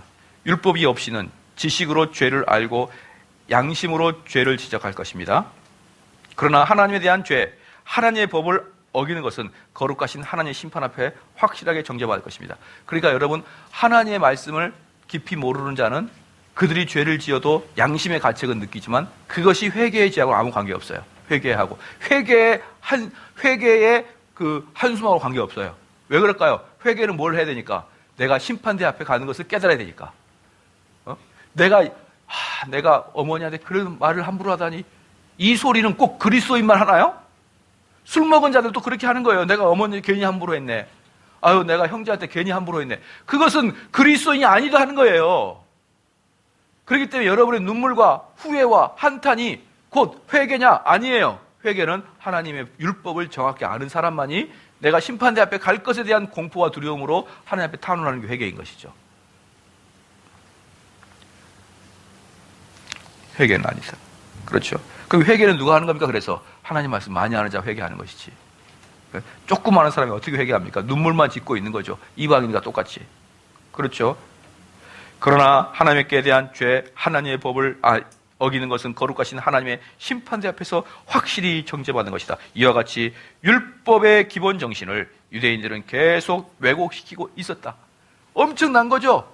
이걸 바울이 발견한 거야. 바울이. 나 이 바울 정말 나 바울 너무 깜짝 놀랐어요. 이걸 누구도 발견 못했어요, 여러분. 심지어 베드로도. 바울이 발견했다고, 바울이. 그러니까 바울이 나랑 아주 비슷하지 않냐. 너무 좋아요, 바울이. 그 갈라디아서 공부하다 보면은 바울에게 마음이 안 갈라 수가 없어요. 안 갈 수가. 그렇죠? 이와 같이 율법의 기본 정신을 유대주의자는 계속 외우시고 있어요. 하나님께서 우리의 죄를 발견하라고 주신 율법을 사단은 우리의 거룩함을 나타내려고 주신 것으로 바꿔 놓았습니다.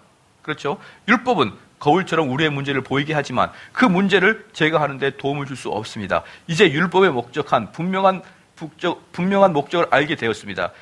그것은 인간이 얼마나 썩었고 희망이 없는지, 그리고 우리가 얼마나 하나님을 모독하는지를 알게 하는 것입니다. 만약 누군가 자신의 상태가 이와 같은 것을 깨달으면 도와주소서라고 소리칠 것입니다. 그래서 율법은 우리의 인도자이고 이것의 율법의 최종 목적인 것입니다. 갈라디아 3장 24절, 갈라디아 3장 24절입니다. 한번 읽을게요. 시작. 이같이 율법이 우리를 그리스도에게로 인도하는 몽학 선생이 되어 우리로 하여금 믿음으로 말미암아 의롭다함을 얻게 하려 함이니라. 그래, 율법의 목적이 뭐예요? 그리스도로 인도하는 겁니다. 그리스도 인도하는 것이에요. 그리스도 있는 거예요.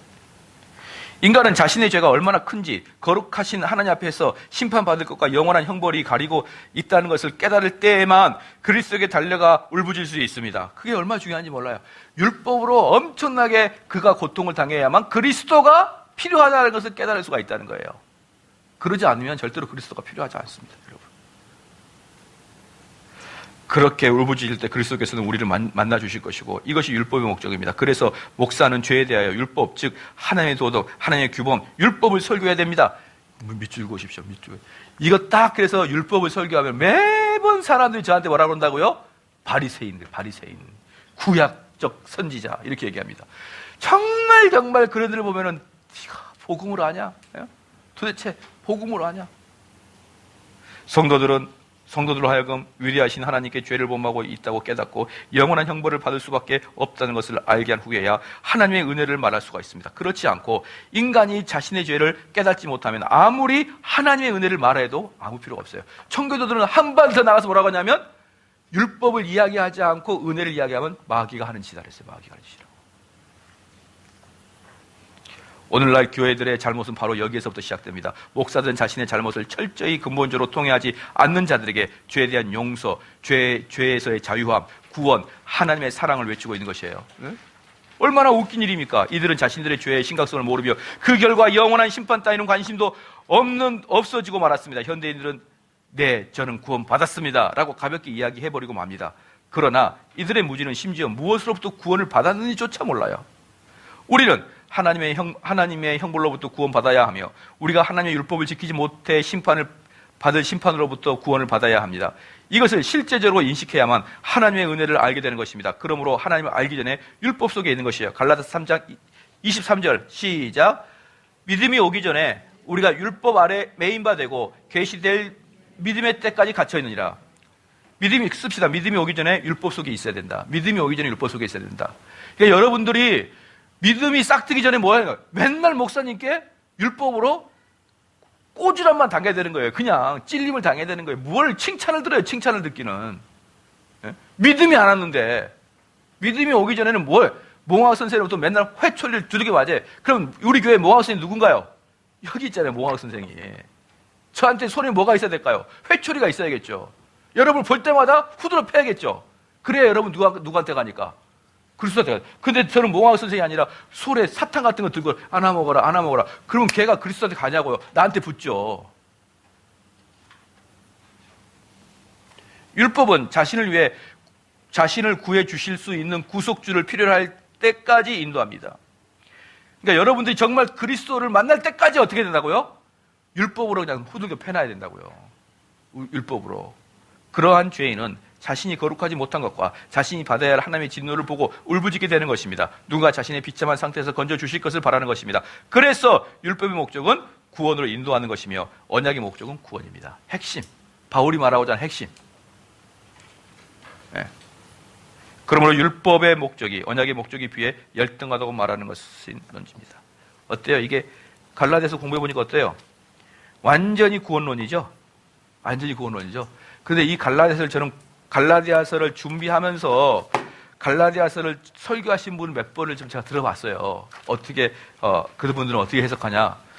갈라디아서를 구원론으로 해석한 사람은 아무도 못 봤어요.